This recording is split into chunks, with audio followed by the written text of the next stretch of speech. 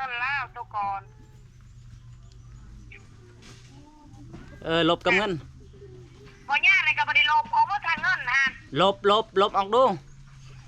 อาเจ้าก็ลบออกล้านซ้ำแต่นั้นตัวก่อนฮันโอ้แสดงว่าเงินอันนี้บริลบตัวก่อนบ่เอื่อยนี่ฮะบ่ได้โอ้350เอาจะลบแน่ทั้งนั้นลบแน่จะพอร้องเฮาจนตื่นมันแห้งอะไรเบามาดูย่านะฮะตัวเท่าไรฮะ3,745,000 745มันลบให้ล้าน3503,745มันลบให้ล้าน350 2,395,000แบบนี้ฮันพอใจอยู่แบบนี้ฮะ2,000,000น้องทุกคนนอกเพราะว่าทั้งเอื่อยเพิ่นอันไหลพิษเนาะโอเคพี่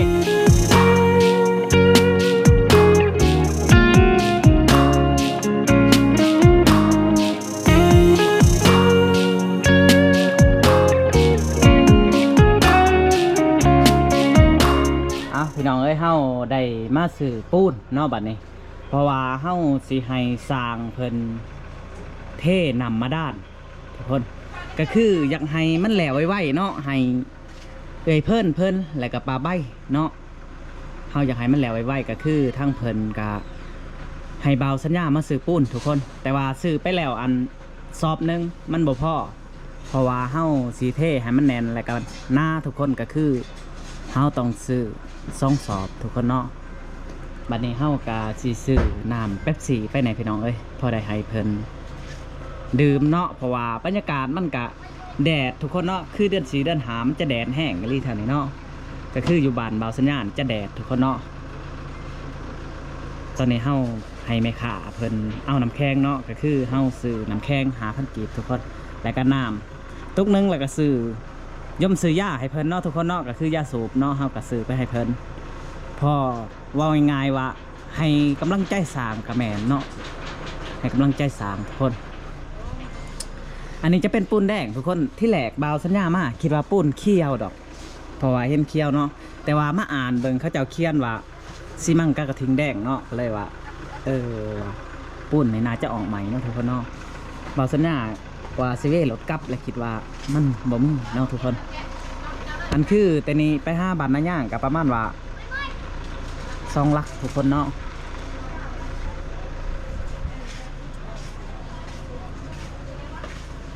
จักสอบเท่าไรปุ่นนี่เนาะสอบเท่าไรเพิ่นวะโอ้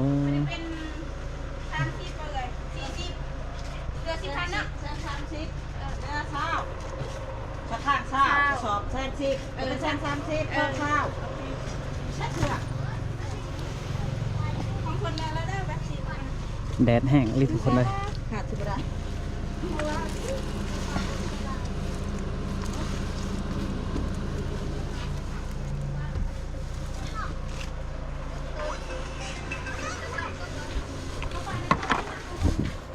ได้แล้วบ่เจในโต๊ะเป็นเท่าไร35นี่ในไรนี่30 35นี่ค่ะไล่รวมกันเลยจะสิเอาจากสอบเดียวถือ2 สอบบ่ได้คุณนะ85ไปใส่35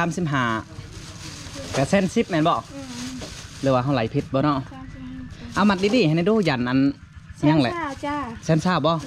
35 บวก 85โอ้แม่นนั่นเด้มัดดีๆดูอันยันอันสร้างกินดินแดงเนาะทุกคนเนาะเพราะว่าช่วงนี้ก็มันแดดล่มบ่อายไปใส่เนาะมันบ่อวยไปใส่ว่าง่ายๆแดดให้คนสิตกแล้วแหละคนสิตกแล้วบ่ตกแล้วโอ้สาธุแล้วเนาะเส้นนึงเฮาคิดว่าคิดว่าคนสิตกเนาะเอาทุกคนบัดนี้เฮาสิได้เดินทางไปเฮือนปะใบก่อนเนาะ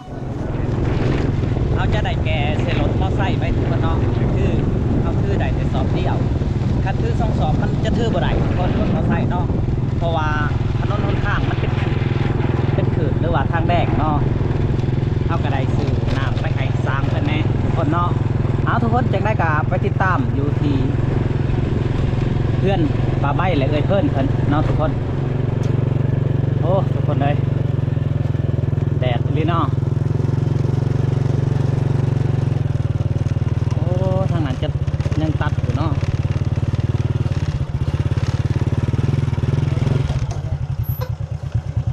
โอ้เห็ดโค้งหางแล้วบ่สั่งนะฮะเห็ดไว้เลยเอาทาแต่ปูน2 สอบพอบ่2 สอบใช้สอบ1ได้ไปแล้วโอ้โดยเป็นแฟนขนาด 2 สอบน่าจะพอเนาะทุกคนเนาะทางนี้ยังตัดหลังคาเนาะไปได้ทางสางนี่คือว่าเปลี่ยนสังกะสีตลอดบ่ ไม่แพงเลยมันบ่ถึง แทกแล้วบ่ถึง มันบ่ถึงมันบ่ถึงโอ้โดย เด้นี่กันนับต่อไปมันกันได้กันนี่มันก็แล้วก็ได้แล้วเปลือกหางมันออกเนาะตอนมันก็ได้อยู่แต่มันบ่งามบ่คักในตา มันบ่ขังในตาเนาะ แต่ได้เห็นได้ ก็เลยว่าโทรหาบ่าวสัญญาใหม่ทุกคนเฮาก็ได้สั่ง9 ฟุตกับ6 ฟุตเนาะ ก็แม่นแล้ว แต่เก่า6 ฟุตกับ8 ฟุตเพิ่นเปลี่ยนใหม่เนาะก็ราคาก็สิขึ้นอีกจังน้อยทุกคนเนาะ เบิ่งกว้างมันจะปูดมากบ่แม่นมันเพื่อห้างมันดิ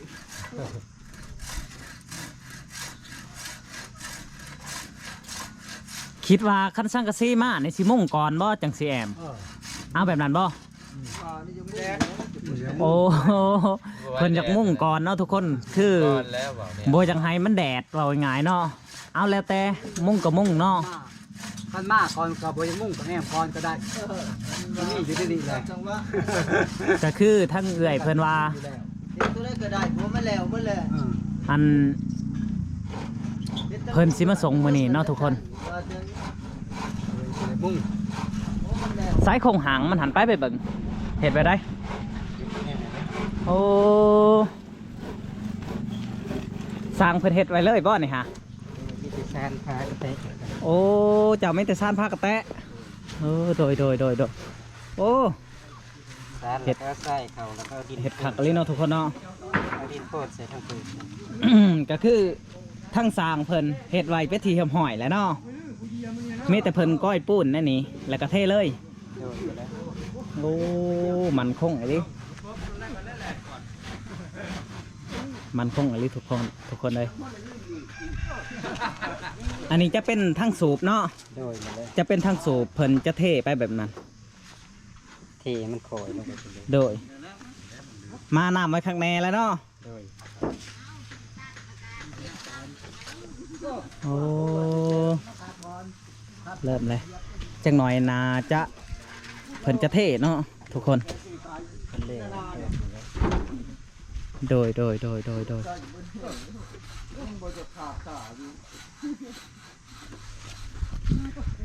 ได้ยังให้สางกินเหมือนนี่อาย ไปปล่อยป้า โอ้ได้ก้อยป้าพุ่น โดยไปแล้ว โอ้โดยได้ก้อยป้าพี่น้องเอ้ยได้จังไรป้าอาย ลูกไปหากับลูกวันนี้ โอ้ลูกไปหากับลุงว่านนี่ โดยมาแล้ว โอ้แมนมาสัญญาจือแหละก็คือเฮ้าสื่อในพักมาให้แหละทุกคนเนาะ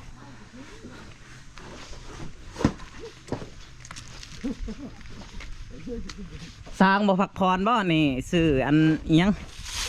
นำก่อนเนาะกับน้ำอันล่มให้เพิ่นทุกคนป้าดโทรรถทุกคนเนาะคือสิเต็มเลยเสือนี่ก็ว่าเนาะโทเต็มลังเลยทุกคนเลย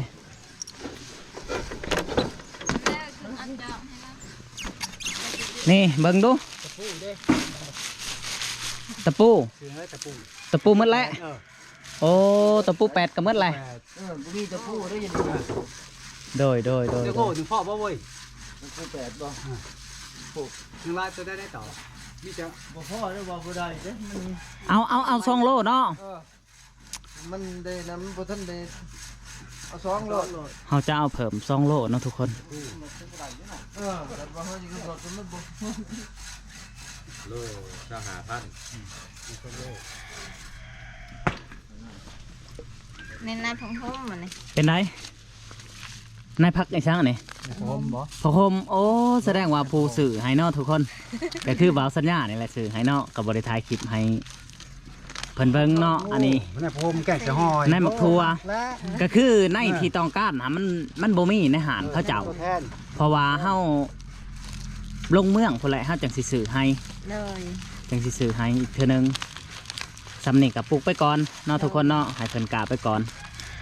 อันนี้มักถั่วผักหญ้าวประมาณนั่นแหละปลูกพ่อได้กินในครอบครัวเพื่อนซ่าน เลย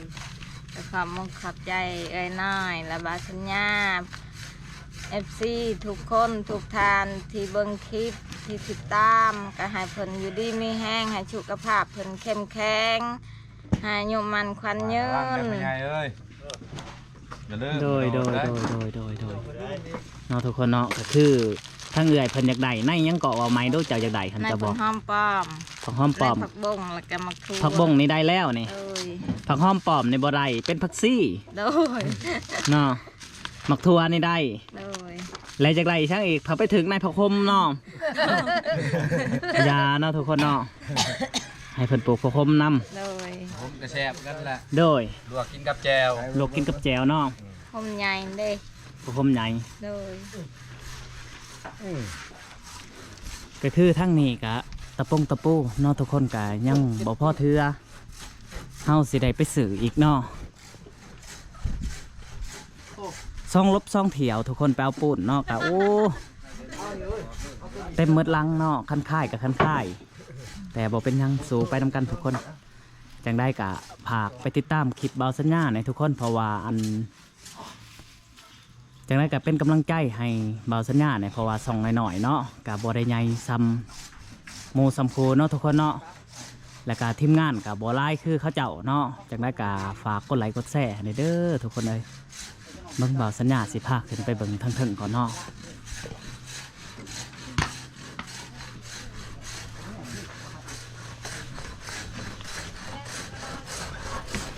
โอ้แดดคักเลยปาดโถสางเขาคือเห็ดคักใช่ป่ะสางเห็ดแหล่เห็ดแขวเลยเนาะทุกคนเนาะก็คืออันนี้มอบให้สางเลยในคู่หนึงเลยบ่โอ้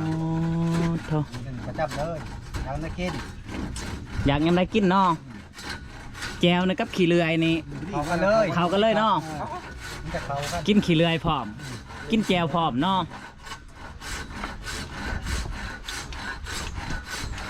เพิ่นตัดแล้วนะให้เพิ่นลงพักผ่อนก่อนเนาะทุกคนเนาะให้เพิ่นกินน้ำเย็นๆจากบาทก่อนเนาะ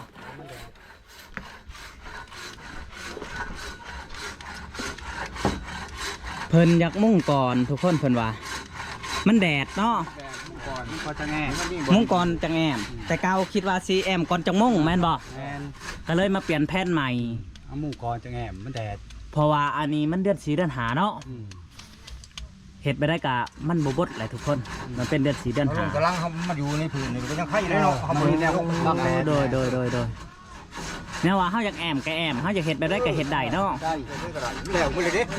อันนี้บ่ไหว้บ่อันนี้ ว่าตัวนี้มันแล้วมือแล้วตั้งมือเครื่องอยู่แอมก็ได้ยุบก็ได้มันแล้วมือเลยดิโป่งมันจะเยอะ โดย มีแต่กระมุง มีแต่แอมกับมุ่งเนาะ ว่าต้องเครื่องมือแล้วต้องลุมก็แล้วเลยนะ เอาแจวนี่ แจก็กี่เรือน แจวกับขี้เลื่อยพงเท่ากันเลยเนาะทุกคนเนาะเพื่อนี่ซ้ำอาบน้ำเนาะ กินเหือนน้ำเองกับปนันห่อ เจ้าก็สูบบ่ยาบ่ได้สูบ บ่อ สร้างเพื่อได้สัน ชู 3 คนสูบยา มัน อ๋อโดย ผู้ชุมหนึ่ง สูบ3บ่สูบ1ก็คือทั้งเล่าวนี่ก็แบบบ่สูบสูบยาเด้อทุกคน เป็นคนดีเนาะคนดีก็ว่าแม่นเนาะ เซโบรี โดย คนดีเซโบรีหาเห็ดเฮือน หาเฮ็ดแต่เฮือนเนาะดีหมดสำนันเลยดี พี่จอดดีแล้วเนาะ เฮาก็ซื้อยายังบ่ทันได้สูบได้บ่ยานี่ ได้แล้วอย่าแบบ ฮะ ช่างเมือง ได้บ่ หัวนาผลมักไรตัวนี้ยาแดง ยาแดงมักบ่เอา เอา อืม แม่ เจ้าแล้ว ชื่อ โอ้ ชอบ ซื้อซ่องหนึงให้ทุกคนเนาะก็คือซ่อง 11,000 กีบมันอยากแพงแน่ยาแบบนี้เนาะเอาลงก่อนสร้างลงกินน้ำกินในก่อนพักผ่อนพุ่นแหละอยู่ตารางพุ่นแหละเราจะทำขึ้นมาใหม่เอง จังได้ก็แล้วแหละเพิ่นว่าเนาะคือตะปูนี่ให้ไปซื้อต้นนี้เลยบ่ เดี๋ยวนี้เราสิตอกขนาดไหนเด้ โอ้โดย ตอกปลาล่มตอกมัน ปลาลุ่มเนาะ ก็คือมื้อนี้หันสิใส่ปัดลมเลยเนาะ ใส่ปลาลุ่มมาแล้วมื้อนี้ ปลาล่มไว้ เรือมากแล้วมุ่งลงนะเขาช่างกะทิมาก โอ้มุ่งเลยเนาะโดยรอแต่สังกะสี กับตะปูตอกปลาลุ่มอยู่แล้ว โดย กันสักที่บ่มากก็สิแอมทาสักกะซี่ก็ได้ ตะปูอันนั้นตอกปัดลมในตะปูหยัง ตะปูแปด 8เนาะ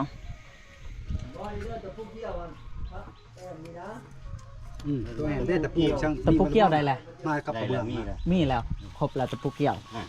นี่แหละ ตะปู แต่เอาทรายไผ่มามึง ทอแต่เอาสายไผ่มา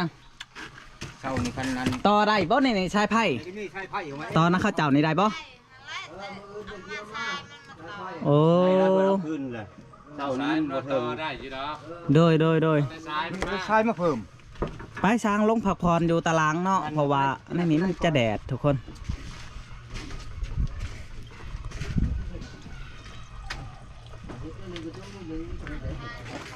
คันเห็ดทรงโมเดิร์นนี่อเจาะเลยเนาะอเจาะงามเลยทุกคนแต่อันนี้ก็มันคลายคือแต่บ่คือเนาะเพราะว่าเฮาได้เห็ดยาวลงเลยเนาะยาวลงเลยทุกคนคันทรงโมเดิร์นเฮาจะเห็ดปะเพียงนี้แล้วเฮาจะตัดเลย แต่ว่าซัมนี่ก็โอ้ทุกคนงามเลยเนาะเขาเจ้าว่าเสานี่ก็จะแน่นดีเนาะเพราะว่ามันเป็นเสาใหญ่และไม้ใหญ่ทุกคน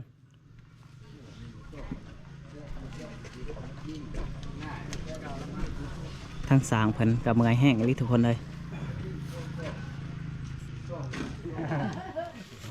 เอาตะปู8เนาะทุกคนฮะ เขาถ่ายแล้วก็ลงตอกนี่หว่า โอ้จะลงติ๊กตอกอีก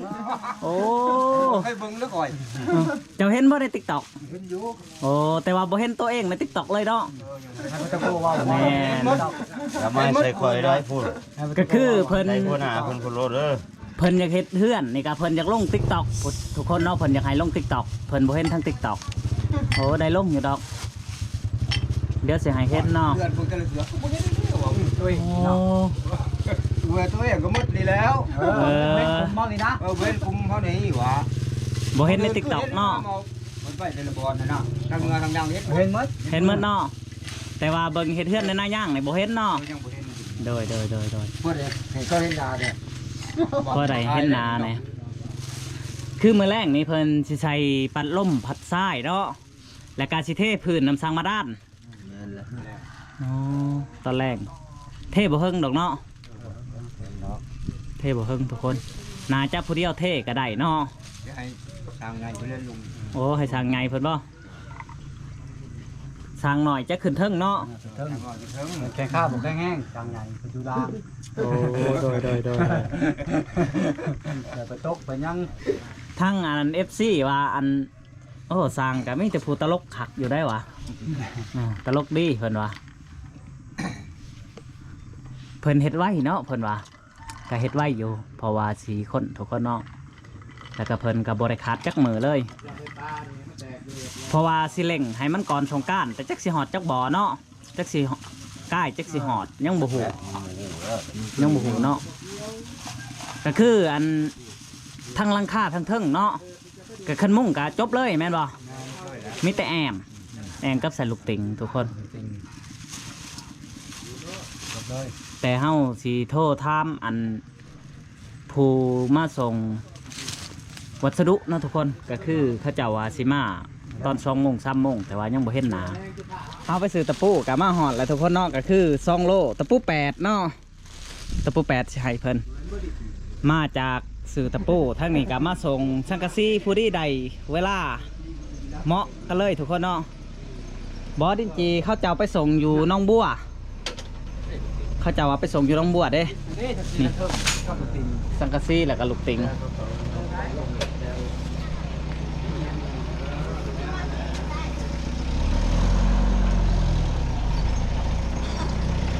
มาเลยทุกคนเนาะ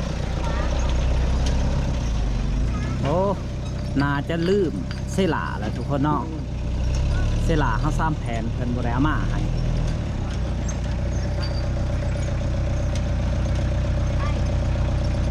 แต่ว่าแผนเรียบนี่จะได้เนาะทุกคนเนาะหาแผนเนาะพอ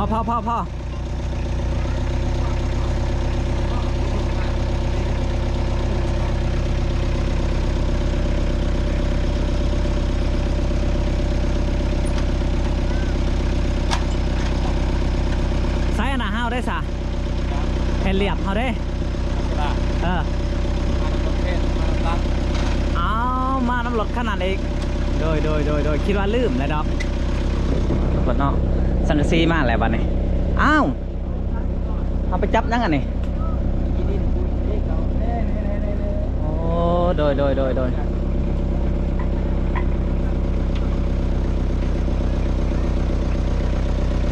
น่าหลบติ่งทุกคนอันนี้ก็คือแม่ใหญ่มันเนาะ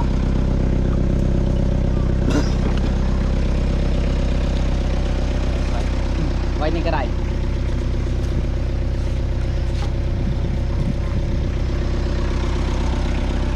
ไปส่งไซส์ดินจีนี่ตะโน่นลูกเท่าไรดินจีนี่ลูก1,250พันป้ายบ่นี่หรือ2,000ในรถนี่1,200 อยู่รถเข็นนะ3ป้ายรถมัน5,000 โอ้โดย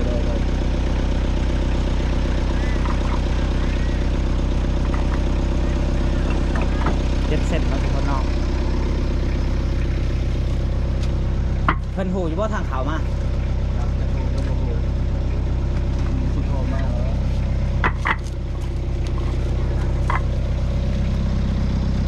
มัดหนึ่งมีเท่าไรก่อ10ป่ะมัดละ10 3หมัดป้ายเนาะทุกคนเพราะว่า37โลเนาะกับผู้ที่เป็น39ขึ้นตัวนี้เนาะเมื่อกี้ไล่แล้วมีบ่บินโอเคเราจะเอาเงินให้สร้างเพิ่นเลยเนาะทุกคนเนาะ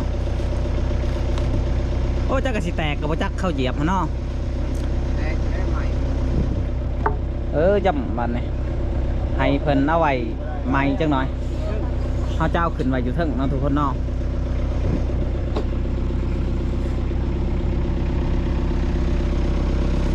6 ฟุตบ่นี่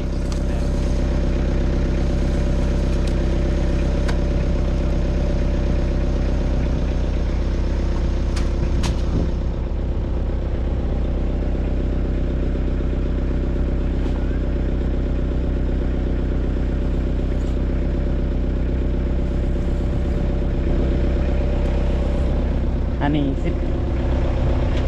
10 ฟุตทุกคนเนาะก็คือตัวนี้9 ฟุตกระพกในเฮาจะใส่ทั้งหนาเนาะเพราะว่ามันบ่เทิง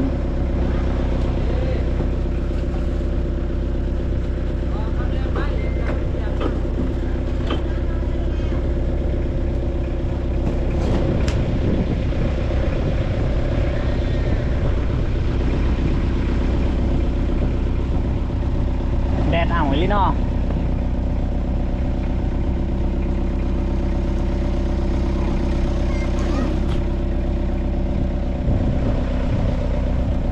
เท่าไหร่ 3 ล้าน7 แสนบ่3,745,000 45,000ตอนนั้น2 ล้าน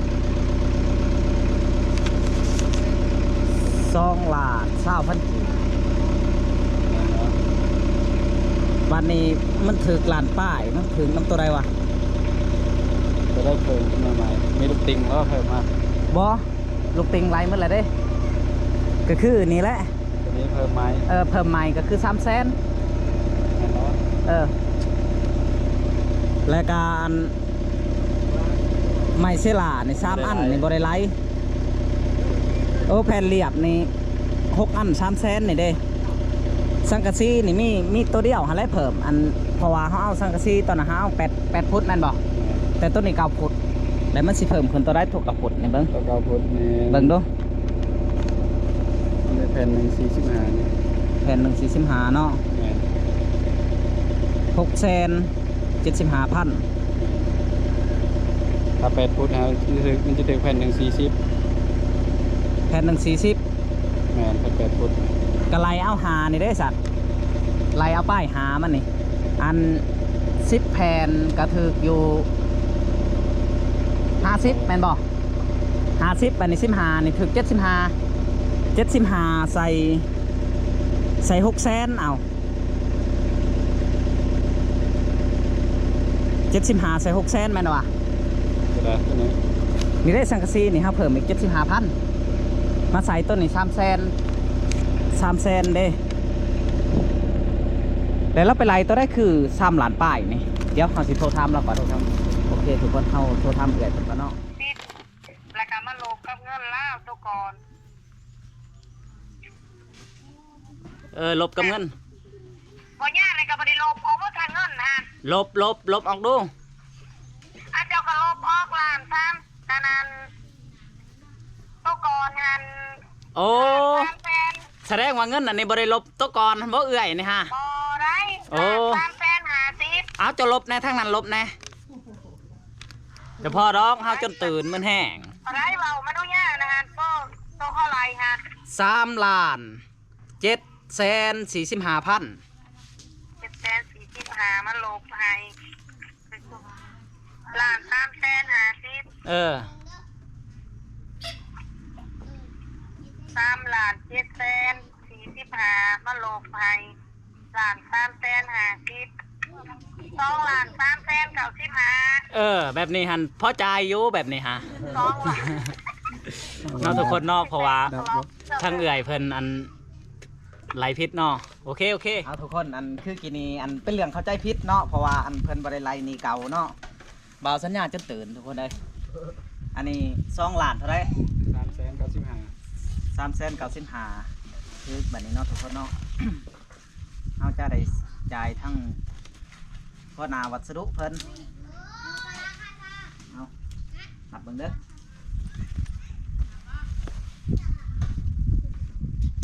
395,000